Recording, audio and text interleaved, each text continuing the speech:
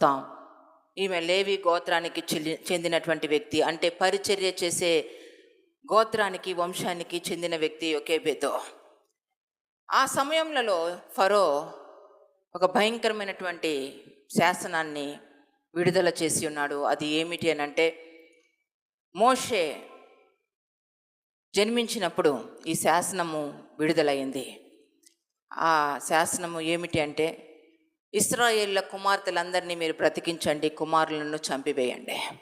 ఎందుకంటే వాళ్ళ వంశాలు అభివృద్ధి కాకూడదు, వాళ్ళ వంశాలు అడుగంటిపోవాలా, అణిచివేయబడాలా అనే భయంకరమైన ఉద్దేశముతో ఫరో రాజు ఆ యొక్క శాసనాన్ని విడుదల చేశాడు.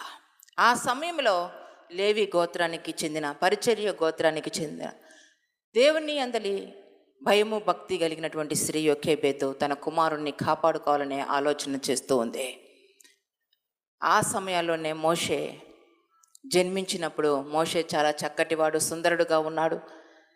తన్ని కొద్ది కాలము దాచిపెట్టింది, కానీ వయసు పెరిగే కొంది మరి ఆ బిడ్డను దాచలేకపోయింది. ఆ సమయంలో ఒక జమ్ము పెట్టెను చేసింది. ఆ జమ్ము పెట్టెను చేసి దానికి వెలుపట లోపట కీలు పోసింది, తారు లాంటిది పూసింది. ఎందుకంటే ఆమె ఉద్దేశము నీళ్ళల్లో విడిచిపెట్టాలి కాబట్టి, ఆ నీళ్లు ఆ యొక్క జమ్ము పెట్టెలోనికి వస్తే అది మునిగిపోయినప్పుడు బిడ్డ చనిపోతాడు అని. అంత జ్ఞానము కలిగినటువంటి స్త్రీ. ఈరోజు చాలామంది తల్లులు, చాలామంది స్త్రీలు కుటుంబాల్లో బిడ్డల విషయంలో, భర్త విషయంలో, భార్య విషయంలో ఎలా ఉంటున్నారు? నీ కుటుంబంలోనికి లోక పరిస్థితులు రావడానికి వీల్లేదు, లోకము కుటుంబంలోనికి రావడానికి వీల్లేదు. కీలు రాయాలా, నువ్వు సంరక్షించుకోవాలా. చాలామంది కాపురము చేస్తున్నప్పుడు, ఒక కుటుంబంలో ఉన్నప్పుడు ఎలా ఉంటున్నారు? వితౌట్ బ్రెయిన్ ఉంటున్నారా, విత్ బ్రెయిన్ ఉంటున్నారా? తెలివి కలిగి ఉంటున్నారా, తెలివి తక్కువగా ఉంటున్నారా?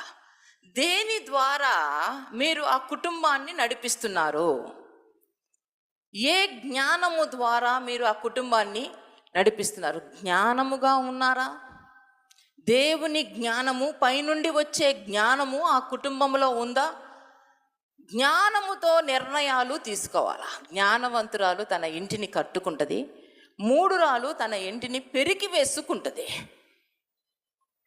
ఈరోజు కుటుంబాల్లో ఉన్నటువంటి స్త్రీలు జ్ఞానముతోనే కాపురము చేస్తున్నారా? చాలా జ్ఞానము కావాలండి, చాలా జ్ఞానము కావాలా.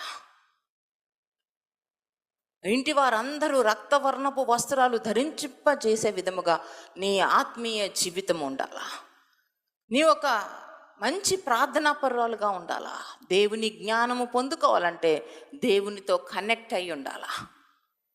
దేవునితో సహవాసము చేయకుండా పైనుండి వచ్చే జ్ఞానముతో మనం నింపబడలేం.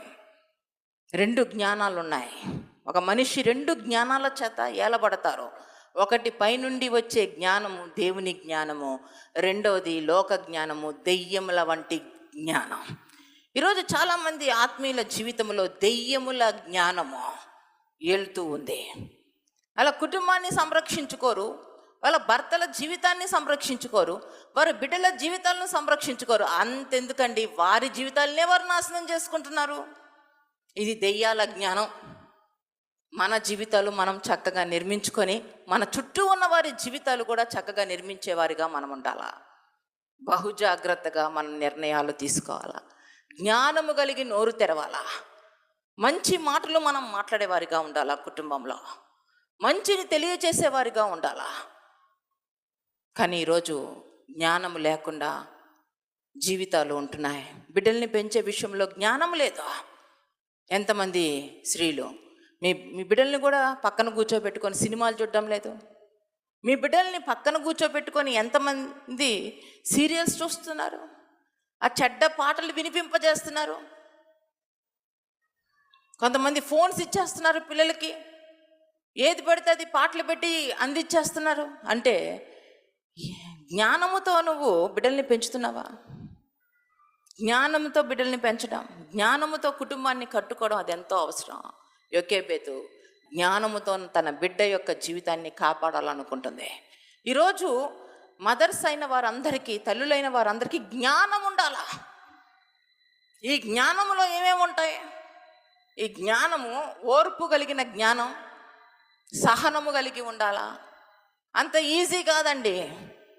ఇంట్లో ఉన్న వాళ్ళందరూ 4-5 తలనొప్పులు తీసుకొని వస్తుంటే మౌనంగా ఉండడం అనేది చాలా కష్టమైన పని. ఓర్చుకోవడం చాలా కష్టం, కానీ ఓర్చుకుంటే వండర్స్ చూస్తాం. దీవించుము దేవా మా కుటుంబమును, ఈ దీవెన తరతరములుండును. కృపతో నింపుము మా గృహమును, నీ కాంతిని నింపుము మా బ్రతుకులను. ఆశీర్వాద